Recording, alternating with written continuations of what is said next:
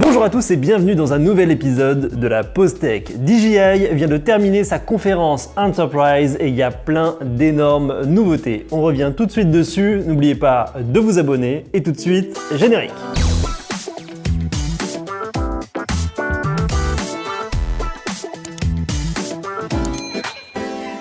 La première des grosses nouveautés, c'est le nouveau Matrice 30 qui est décliné en version Matrice 30 et Matrice 30T avec une caméra thermique. Grosso modo, qu'est-ce que c'est? C'est une sorte de M300 mini. On a pris un M300 qui est énorme, qui est très lourd et on l'a compacté pour donner ce M30. Si on arrondit les chiffres, il est à peu près 2 fois plus petit une fois déplié, 2 fois moins lourd. Il fait uniquement 3,7 kg avec 2 batteries, ce qui est pas très lourd pour un drone industriel avec de grosses caméras embarquées. Et surtout, il devient beaucoup plus transportable. Dans les images que DJI a fournies lors de la conférence, on voit des gens le transporter en sac à dos, ce qui était impossible à faire avec un M300. C'est un drone qui ressemble beaucoup, je trouve, à une sentinelle dans Matrix avec tous ses capteurs à l'avant. Sais-tu exactement de quoi je parle? J'ai appris ça sur internet. Alors pourquoi est-ce que ce drone est une nouveauté? Parce qu'il peut faire tout ce que faisait l'ancienne génération, qui était très lourde une fois de plus, avec une nacelle qui était la nacelle de référence sur ce modèle-là, la H20T. Pour rappel, la H20T, c'est une nacelle donc qui va sur le M300 et qui a à la fois une caméra grand angle, un super zoom, une caméra thermique et un laser qui permet de prendre des distances jusqu'à 1200 mètres. Tout ça, on le fait en format compact et avec un prix, vous allez voir à la fin de la vidéo, qui défie toute concurrence. Alors comment est-ce qu'ils ont fait? Déjà, ils ont pris cette nacelle, la H20T, et ils ont fortement réduit le poids. On passe de 828 grammes juste pour la nacelle à 320 grammes. Alors comment est-ce qu'ils ont réussi à faire ça? Ils ont enlevé vraiment tout ce qui était possible à l'intérieur et ils ont même pris toutes les puces de traitement d'image en temps réel et ils les ont mis plutôt à l'intérieur du drone plutôt que dans la nacelle. L'inconvénient par contre, c'est que maintenant on ne pourra plus changer la nacelle sur le M30. Donc une fois que vous l'achetez avec cette nacelle, c'est définitif. On ne pourra pas, par exemple, comme avec le M300, mettre une nacelle L1 qui permet de faire du lidar. Mais grâce à ce compromis, ça permet d'avoir un drone hyper compact et pour plein de fonctionnalités. Alors qu'est-ce qu'on retrouve justement en fonctionnalité? À peu près tout ce que peut proposer un M300 avec une H20T. Sur la nacelle du M30, vous aurez une caméra grand angle, une caméra qui fait super zoom. Alors le super zoom est un peu différente de la H20T justement, étant donné qu'on passe d'un capteur 20 mégapixels à un capteur 48 mégapixels. Et là où la H20T allait jusqu'à une focale de 556 mm, autrement dit un très fort zoom,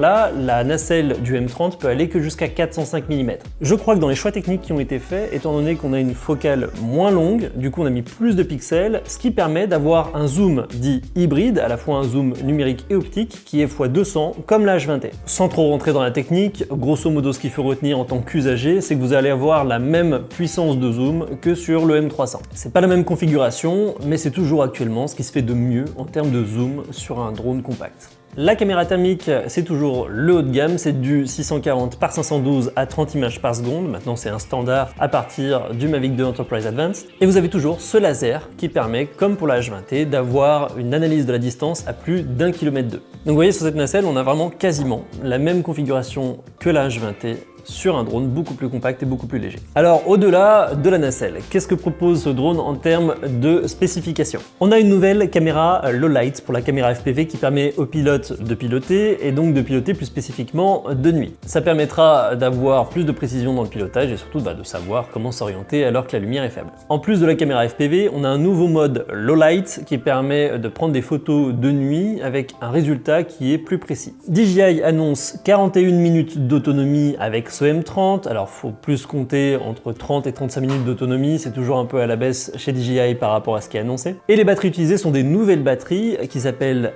TB30, qui sont en 6S pour une capacité de 131 Wh.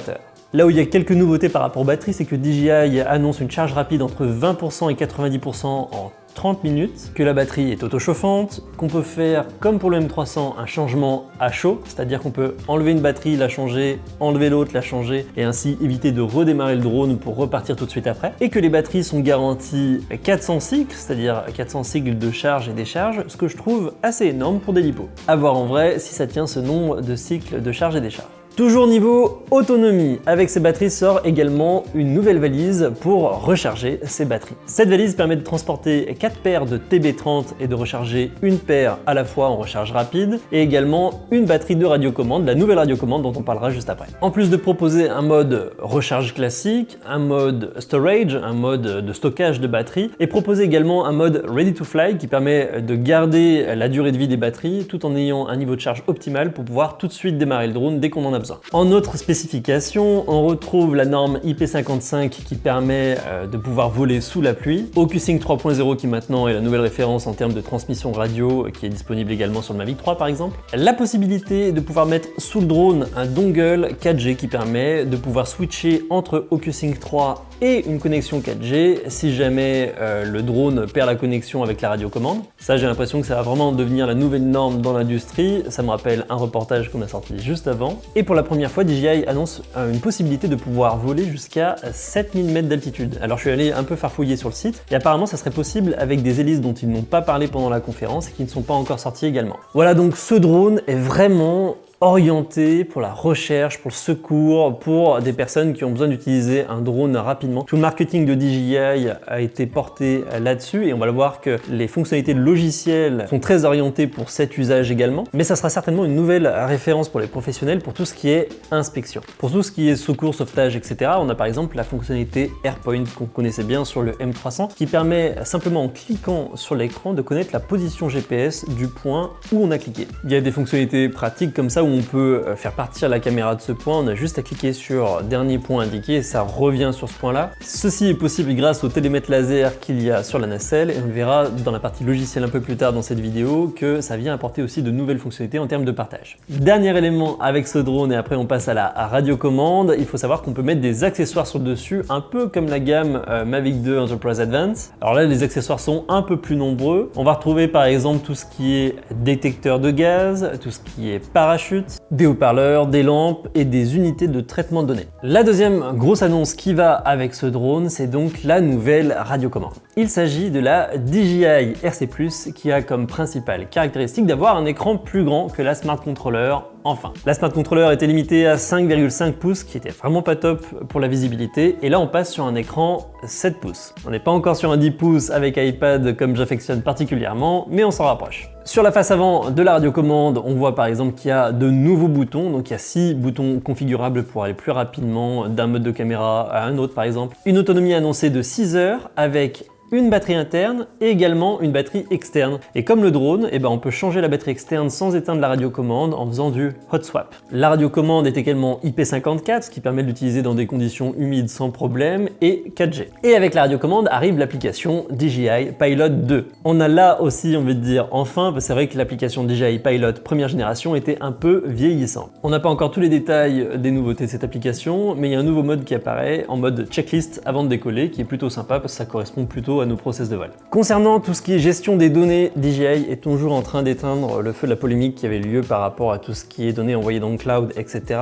Et donc réaffirme sa volonté de pouvoir garder les données en interne sans que ça parte sur Internet en proposant un mode offline avec là une petite nouveauté, c'est qu'il est possible maintenant de faire les mises à jour de l'appareil avec une carte SD en gardant l'appareil toujours en mode offline pour éviter encore une fois les fuites de données. Est-ce que ça sera suffisant pour les étapes pour faire confiance à DJI sur la gestion des données? J'en suis pas sûr. En plus de sortir une nouvelle application dans la radiocommande, DJI sort une nouvelle application qui est cross-platform et qui sert à synchroniser les secours et les inspections. Le logiciel s'appelle Flight Hub 2 et est compatible également avec le M300. Le principe, c'est que maintenant, les missions sont uploadées dans le cloud. Ça permet à tout appareil qui est connecté sur cette mission-là de pouvoir avoir en temps réel toutes les mises à jour. Que vous soyez sur téléphone, ordinateur portable ou sur l'application du drone, vous aurez exactement la même information. DJI nous a fait une démonstration de cette application synchronisée avec ce qu'ils appellent une map, une carte 2,5D qui permet de voir où est-ce qu'on peut se répartir les tâches. On peut dire par exemple, voilà, je mets une annotation ici, un trait, une zone où chacun va avoir sa zone délimitée en fonction du nombre de drones qu'il y a sur l'opération, etc.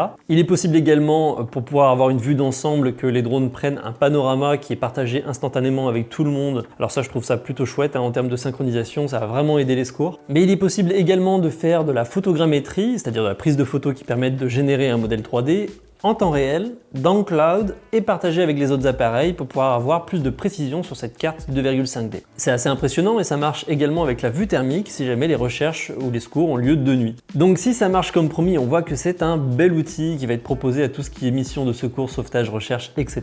Et on voit à la fois que de par les fonctionnalités mais aussi les solutions logicielles qui sont mises en place, DJI s'oriente vraiment vers ce secteur d'activité. Vous pourrez tester ce logiciel en bêta gratuite jusqu'au 31 octobre 2022 si vous êtes équipé d'un M300 ou un M30. Alors, parlons maintenant juste prix. Combien coûte cette machine qui a l'air d'être quand même un petit bijou de technologie? Et bien là, DJI frappe très fort avec des prix plutôt agressifs par rapport à ce que ça propose en fonctionnalité. Le M30, la version de ce drone sans caméra thermique, est à 9 300 € et la version M30T avec caméra thermique est à 13 000 €. Ça inclut le drone, la nouvelle radiocommande, 2 batteries TB30, la station de recharge, la valise et 1 an de DJI Care. Je trouve que pour les professionnels, c'est un prix relativement accessible par rapport aux fonctionnalités qui sont proposées. Donc pour remettre dans le contexte, avant pour avoir accès aux capacités de cette nacelle, il fallait acheter le drone M300 qui valait pas loin de 13 000 €, la nacelle H20T qui valait pas loin de 12 000 €. Ça vous faisait un pack à 25 000 € et ça sans les batteries supplémentaires, etc.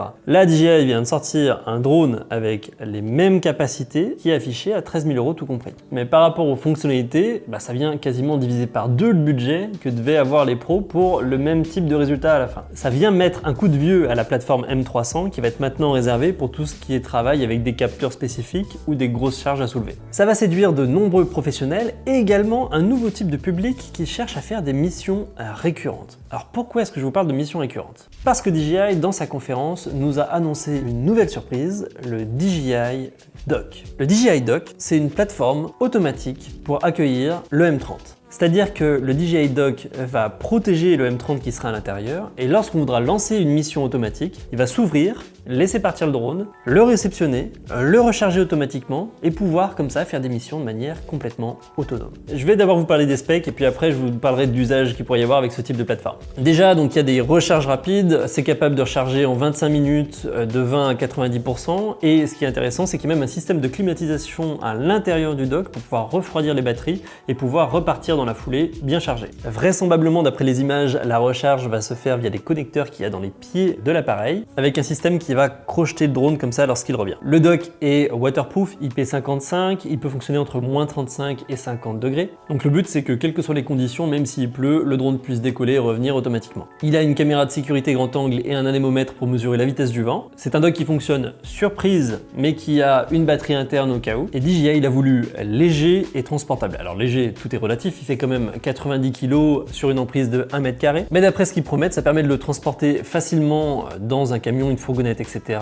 Et c'est installable en 30 minutes. Les missions qui sont lancées automatiquement pourront l'être sur une portée de 7 km. Donc ça veut dire qu'on aura des sortes de plateformes comme ça qui couvriront un cercle de 7 km et on pourrait en mettre plusieurs pour couvrir une grande zone comme ça. Non seulement les missions se font de manière automatique, mais toutes les données sont uploadées automatiquement dans le cloud. Donc du coup, on peut surveiller en temps réel ou après une mission qui a été effectuée à partir d'un dock. Alors combien ça coûte tout ça? Alors je vous préviens, ça coûte son pesant de cacahuètes. La version du dock avec un M30 c'est 26 000 €, avec un M30T c'est 30 000 €. Ça fait grosso modo un dock aux environs de 17 000 €. Mais là encore, s'il respecte ses promesses, par rapport à ce que fait la concurrence aujourd'hui avec des solutions un peu sur mesure, c'est pas déconnant. Ce DJI Dock sera dispo fin 2022 et pour moi vraiment on rentre dans le futur, ce qu'on avait imaginé en termes de science-fiction. En termes d'usage, dans sa vidéo de démonstration, DJI parle principalement d'inspection. Mais moi le premier truc qui me vient en tête, peut-être que ça serait un peu trop touchy vis-à-vis du grand public, c'est que ce sont des plateformes qui sont dédiées avant tout à la surveillance. Le drone pourrait soit faire des rondes, soit faire des levées de doute sur site, si c'est synchronisé par exemple avec d'autres caméras de surveillance. Et on pourrait sur une zone donnée avoir comme ça des appareils très performants à la fois en termes de zoom, de détection thermique, etc.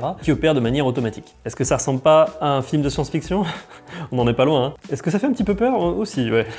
Après toutes ces nouveautés, DJI nous a annoncé un dernier petit produit pour la route. Il s'agit de la H20N. C'est une nacelle pour le M300 cette fois qui est dédiée à la prise de vue de nuit. Alors c'est pas une caméra avec une caméra thermique, c'est vraiment une caméra avec une caméra de vision nocturne qui est vraiment dédiée pour ça. Donc ça permet également d'avoir un zoom, etc. C'est un équivalent focal au maximum 574 mm, donc ça peut zoomer très fort, mais par contre ce n'est qu'une caméra de 4 mégapixels. Donc on va être en hybride qu'en x20 au lieu d'un zoom x200 pour la H20T par exemple. Donc moins de zoom, mais plus de précision de nuit, donc c'est vraiment une nacelle qui va être ultra spécifique pour l'inspection, la surveillance de nuit, la recherche de personnes disparues de nuit. Et la nacelle, elle seule, vaut plus que l'autre drone, le M30 tout compris, vu qu'elle vaut 15 000 €. Donc, pour résumer tout ça, DJI vient de créer une nouvelle gamme intermédiaire entre le très compact avec le Mavic 2 Enterprise Advance et le très lourd avec le M300. Il s'agit du M30.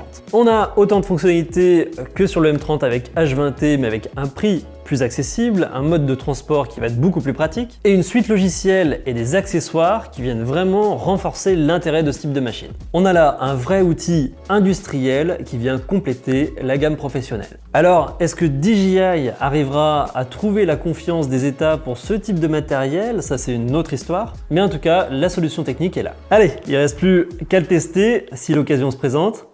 Et il ne me reste plus qu'à vous souhaiter de bons vols. Salut!